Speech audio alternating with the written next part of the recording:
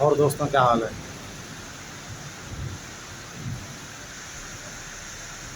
तो यार, यहाँ पर देहरादून में बारिश हो रही है।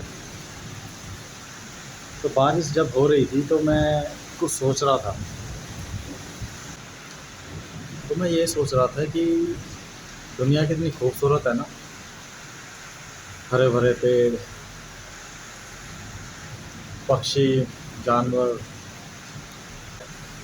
अलग अलग टाइप का खाना भी खा सकते हैं, सो सकते हैं, घूम सकते हैं, बहुत सारी चीज़ें कर सकते हैं। पर मैं ऐसे इमेजिन कर रहा था कि मान लो अगर किसी दिन मेरी आंखें हमेशा के लिए बंद हो गई, तो उस दिन मेरे सामने सिर्फ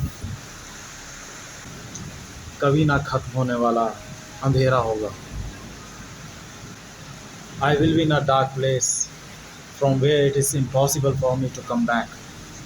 Once I'm gone, then I'm just gone for whole life.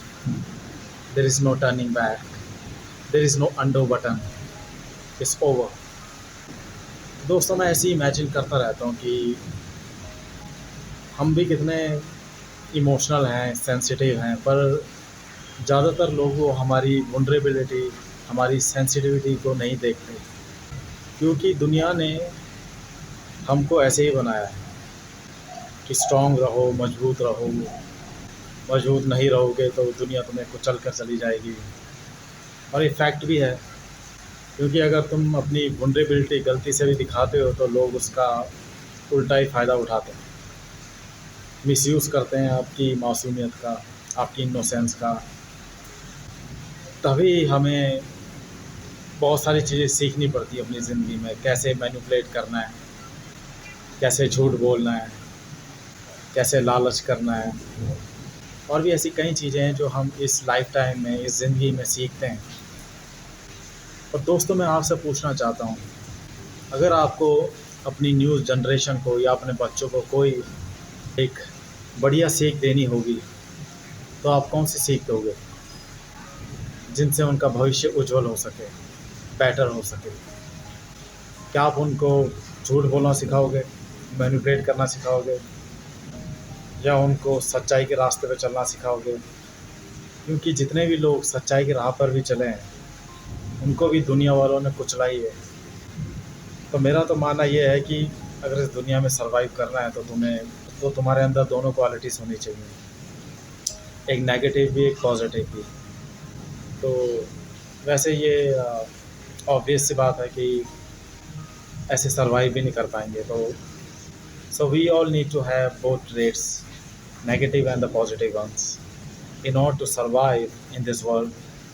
And this is one of the most scariest part, that once you leave this planet Earth, then where will you go? We actually don't know the answer. In many Hindu scriptures, it is already written that we will go to heaven or go to hell, or we will go to another parallel universe or another dimension. So we actually don't know the answers.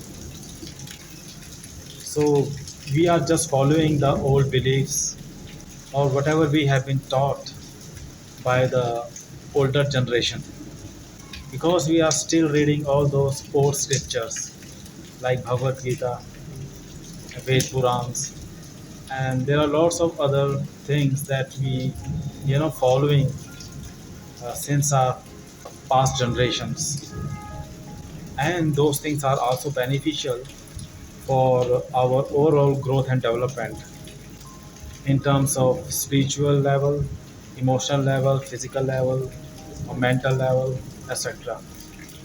सो मैं आपको ये बताने की कोशिश कर रहा हूँ कि जो ज़िंदगी है ना, ये बीतती जा रही है और हम इसको रोक भी नहीं सकते। Do you know that I am right now 34 years old. मैं 34 साल का हूँ, और इससे मुझे कोई खुशी नहीं मिल रही आपको बता के कि मैं 34 साल का हूँ।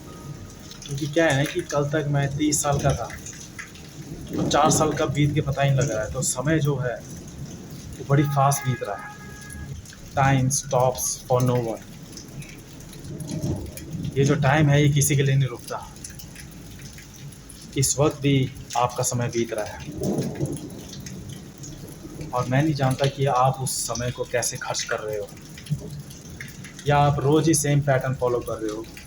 जैसे जॉब जा रहे हो, फिर जॉब के बाद घर आ रहे हो, खाना खा रहे हो, फिर सो जा रहे हो, रील्स भी देख रहे हो, यूट्यूब में वीडियोस भी देख रहे हो, शायद किताबें भी पढ़ते होंगे आप, या नहीं भी पढ़ते होंगे, या आपको एंटरटेनमेंट का शौक़ है, या हो सकता है आप फोन वीडियोस देख रहे हो।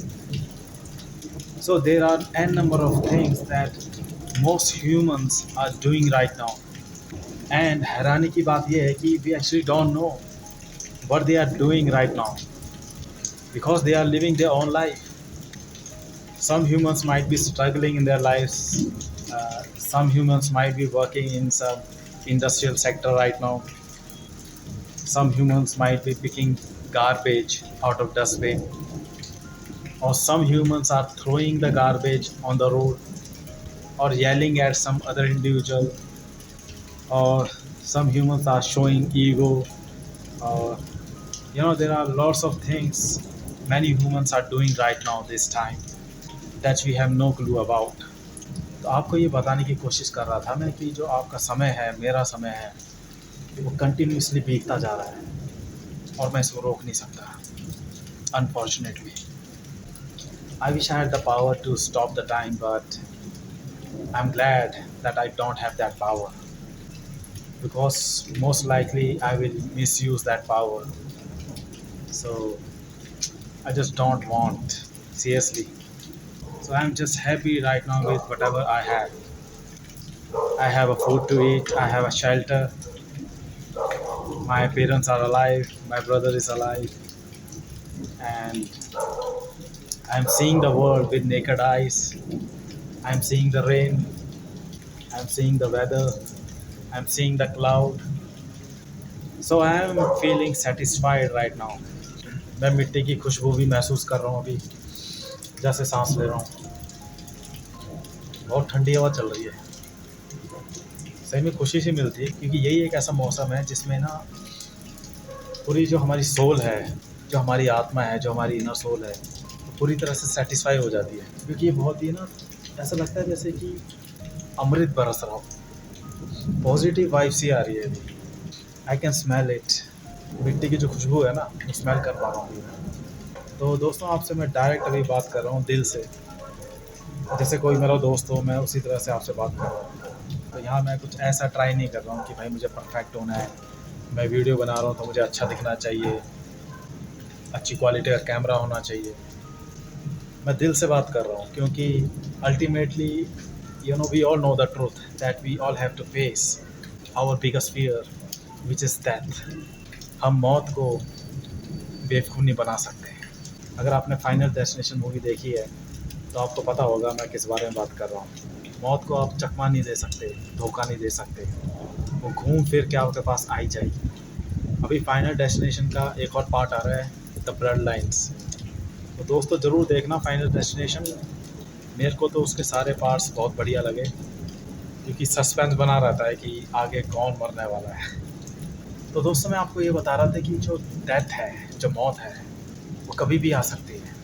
जैसे कि अभी जो पहलगाम में अटैक हुआ है कश्मीर में, वो नॉर्मल लोग थे यार, वो एंजॉय करने गए थे वहाँ पर. कोई अपना हनीमून एंजॉय करने गया होगा, कोई ऐसी पिकनिक में गया होगा, और अचानक से बेचारे पार्क में बैठे हुए थे, जो मिनी स्विट्ज़रलैंड कहते हैं जिसको पहलगाम. वो फिर वहीं पे पार्क में बैठे हुए थे, अचानक से जंगलों से वो आतंकवादी निकल के आए, टेररिस्ट, और पूछने लग गए कि भाई तुम हिंदू हो या मुस्लिम हो. और जैसे जैसे उन्होंने आंसर दिए, उसी तरह से जब उनको पता लगा कि भाई ये हिंदू है, उसको वहीं पे गोली मार दी गई. उसकी बीवी वहीं पे रो रही थी, उस हस्बैंड की, जो जो ज़मीन पर लेटा हुआ था, जो मर चुका था गोली खा के. तो देखो, ज़िंदगी का कुछ नहीं पता. आज हम खुशियाँ मना रहे हैं, कल हमारी ज़िंदगी में दुख भी आ सकता है, बहुत बड़ा दुख भी आ सकता है. तो मैं आपसे बिल्कुल प्रैक्टिकल बात कर रहा हूँ, बिल्कुल रियल बात कर रहा हूँ, क्योंकि यही असलियत है. वो बॉलीवुड, हॉलीवुड, ये बस एंटरटेनमेंट पर्पस के लिए बनाई गई हैं ये सब चीज़ें, लेकिन उसमें कोई रियलिटी नहीं है. जैसे मार्वल के कितने लोग फ़ैन हैं, आयरन मैन, रिसेंटली जो मूवी रिलीज़ हुई है थंडरबोल्ट, आपको पता है सारे उसके जो पात्र हैं, सारे जितने भी कैरेक्टर हैं, वो सब के सब काल्पनिक है, इमेजिनेटिव है। तो फिर भी हम देखो कितना अट्रैक्ट होते हैं इस चीज़ से, क्योंकि इंसान के पास इमेजिनेशन की पावर भी है इसीलिए। तो इंसान को जो ऊपर वाले ने बनाया है ना, बहुत ही बखूबी से बनाया है। बहुत टाइम दिया होगा ऊपर वाले ने हमको बनाने के लिए शायद, मुझे नहीं पता। Maybe we are just random entities on this planet Earth. जैसे हमसे पहले डायनासोर थे, जितना भी मुझे ज्ञान है, नॉलेज है, उनसे मुझे यही आइडिया है कि पहले डायनासोर थे, फिर एक मीटियोर आके गिरा हमारी पृथ्वी में और सारे डायनासोर का सफाया हो गया, खात्मा हो गया। उसके बाद पृथ्वी में बदलाव आने लग गए। उसके बाद पानी में से जीव बाहर आने लगे एक एक करके, फिर उनके पूँछ निकली, फिर उनके टांगें निकली, फिर वो जंगलों में छलांगे मारने लगे, बंदर बने, और फिर हम इंसान में विकसित हुए, आग जलानी सीखी, फिर हमने शिकार करना सीखा, और धीरे धीरे करके हम डेवलप होते गए। और उसी बीच में हमने ये चीज़ भी सीखी जो हमें शायद नहीं सीखनी चाहिए थी, वो ये है कि एक दूसरे को मारना। यहाँ जो इंसान है ना, वो शैतान बन गया। हमने फिर काफ़ी जंगें लड़ी, हमने बॉम्ब्स बनाए, हिरोशिमा नागासाकी में परमाणु बम गिराए यूएस ने, क्योंकि जापान सरेंडर नहीं कर रहा था, तो उसका सरेंडर कराने के लिए वहाँ पर बम गिराए गए। तब जाके जो विश्व युद्ध था वो ख़त्म हुआ। शायद वो दूसरा विश्व युद्ध था जो ख़त्म हुआ था। पर आज भी जब मैं पिक्चर्स देखता हूँ ना हिरोशिमा और नागासाकी की ऑनलाइन, जितने भी लोग उसमें मारे गए थे, अफेक्ट हुए थे, उनकी जब भी मैं शक्लें देखता हूँ पिक्चर्स में, उनके पूरे हाथों में अजीब सी डिजीज़ हो रखी है। ऐसा है कि अगर तुम उनके हाथ को छू भी लेते ना उस वक्त, तो उनका हाथ आपके हाथ में आ जाते हैं। तो हिरोशिमा और नागासाकी में जब यूएस आर्मी ने बम गिराए, न्यूक्लियर बम गिराया, तो जो विस्फोट हुआ ना, वो एक मशरूम के रूप में विस्फोट हुआ था। जब वो धुआं आसमान में गया तो उसने मशरूम की शेप ली, तो उसे एक नाम भी दिया गया है, शायद ऐसा ही कुछ है कि मशरूम बॉम्ब। मुझे एग्जैक्ट पता नहीं है, आप इसे ऑनलाइन भी सर्च कर सकते हो। पर जो बम फटा उसने मशरूम का शेप लिया था। कई न्यूज़ रिपोर्टर ने जब काफ़ी लोगों का इंटरव्यू लिया था उस वक्त, जो अफेक्ट हुए थे उस बॉम्बार्डिंग में, उस बॉम्ब ब्लास्ट में, तो कई लोगों ने उस वो जो मंज़र था उसे अपने शब्दों में बयां किया था। और मैं उनकी आंखों को देख रहा था कि कितने ज़्यादा तकलीफ़ में थे वो लोग उस वक्त। कईयों ने तो ये तक बोला कि वो आराम से घर में खाना पका रहे थे, तभी एक अचानक से एक ज़ोरदार रोशनी उनकी खिड़की की तरफ आई। खिड़की के जो कांच थे वो टूट गए, और उस बम का प्रेशर इतना ज़्यादा था कि वो धड़ाम से वो दीवार से जाके टकरा गए थे कई लोग। कईयों की बॉडी पूरी तरह से झुलस गई थी, बॉडी में अलग अलग तरह से निशान से पड़े हुए थे जलने के, और उभार सा रखा था उनके हाथों में। तो बहुत ही भयानक मंजर रहा होगा उन लोगों के लिए उस वक्त। अगर मैं पिक्चर को देख के इतना सहम जा रहा हूँ, तो उन लोगों की तो क्या हालत हुई होगी उस वक्त, मैं तो बयां भी नहीं कर सकता। तो दोस्तों, मैं आपको ये बताना चाह रहा हूँ कि ज़िंदगी का कुछ नहीं पता, मौत कब आ जाएगी कोई गारंटी नहीं है। तो इसलिए अपने दिमाग को ठंडा रखा करो, शरबत पिया करो, ड्राई फ्रूट्स खाया करो, और खुश रहा करो, क्योंकि ज़िंदगी कब चली जाएगी कोई पता नहीं। मेरे ही नोन में कुछ रिश्तेदारों में 2-3 लोग थे, वो अचानक से चल बसे ये कुछ महीने पहले। उनको पता लगा था कि उनका लीवर फेलियर हो गया, और वो आईसीयू में भर्ती थे दिल्ली में। तो वो अपनी ज़िंदगी से लड़ते रहे, वेंटिलेटर पे लेटे हुए थे, वो आईसीयू में भर्ती थे। तो चारों तरफ से पाइप लगी हुई थी उनके शरीर में, और कुछ ही घंटों में फिर उनकी डेथ हो गई, जान चली गई, क्योंकि झेल ही नहीं पाए वो दर्द को। अगर सबसे बड़ा एग्जांपल आप देखना चाहते हो तो आप ऋषिकेश जाओ, तो आप हरिद्वार जाओ, वहाँ आपको दिखेगा पूरा लोगों को कैसे जला रहे हैं वहाँ पर। तो लोग सच्चाई बयान नहीं करते, ये बॉलीवुड वाले, हॉलीवुड वाले, तो बस आपको वो दिखाना चाहते हैं जहाँ से उनको प्रॉफिट हो सके, जहाँ से उनको मुनाफा हो सके। रियल वाली बात कोई नहीं करता, क्योंकि इसमें कोई मज़ा नहीं है ना इसमें कोई आमदनी हो रही है, ना प्रॉफिट हो रहा है। मैं आपके साथ रियल वाली बातें कर रहा हूँ, because I have time, I am giving you my time, my precious time. So I hope you guys will appreciate it। और मैं भी बहुत अप्रिशिएट करता हूँ अगर आप मेरी वीडियो देख रहे हो अभी तक, जो मेरे लिए क्वाइट मुझे इम्पॉसिबल ही लग रहा है कि कोई भी अभी मेरी वीडियो देख रहा होगा। अगर कोई देख रहा है तो please do subscribe and comment and like, और अगर हो सके तो शेयर भी कर देना। मैं बहुत आभारी रहूँगा आपका, क्योंकि मैं भी चाहता हूँ कि मेरी जो बातें हैं वो लोगों तक पहुँचे, उनको भी कुछ पता लगे कि भाई ज़िंदगी सिर्फ पैसा, बंगला, गाड़ी, प्लॉट्स, लैंड्स, इन सब के आसपास रिवॉल्व नहीं करती। ज़िंदगी में और भी ऐसी कई चीज़ें हैं जो हमें जानना बहुत ज़रूरी है, ताकि हमें इंटरनल पीस मिल सके, हम हील हो सके अंदर से। जितनी भी हमारे अंदर वल्नरेबिलिटी है, जितने भी हम सेंसिटिव हैं, तो उन चीज़ों को ना ईज़िली लिया जाए। हमेशा इस चीज़ का झंडा नहीं फहराना चाहिए कि भाई you need to be masculine.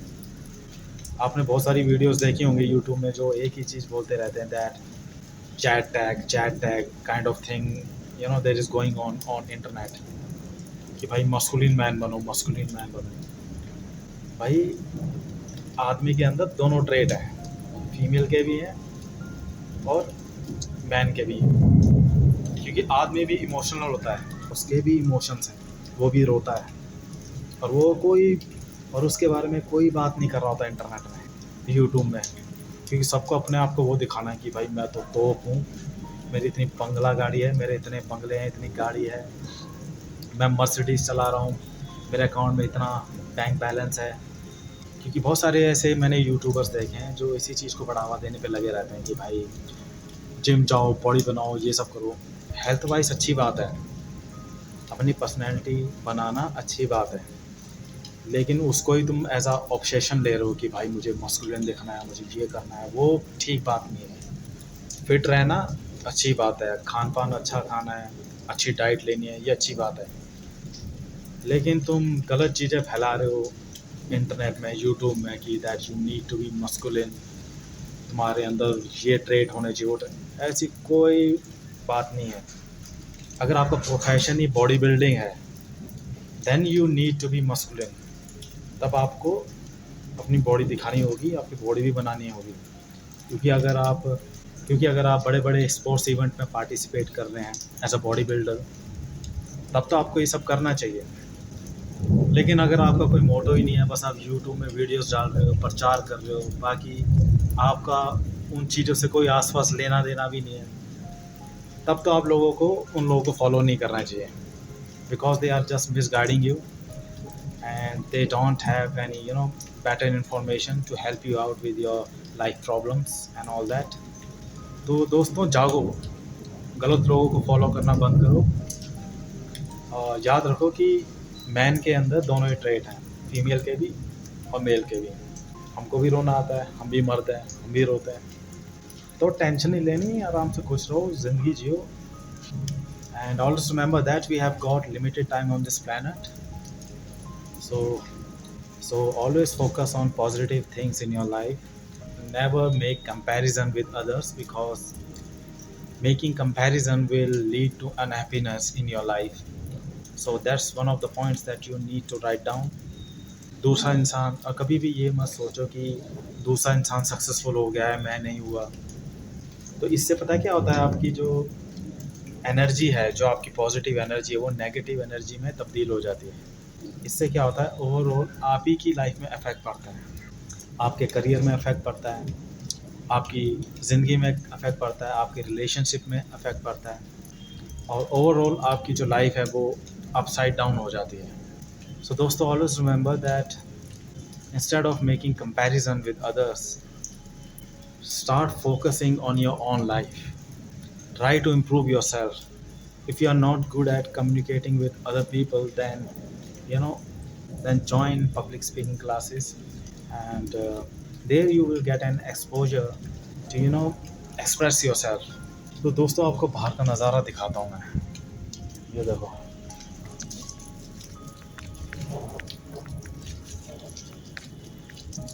बढ़िया ना दोस्तों नज़ारा। तो दोस्तों, आज के लिए इतना ही। मैं आपसे मिलूँगा एक नई वीडियो में। तब तक के लिए अपना ख्याल रखिए, खुश रहिए और दबा के खाना खाइए। Have a good day.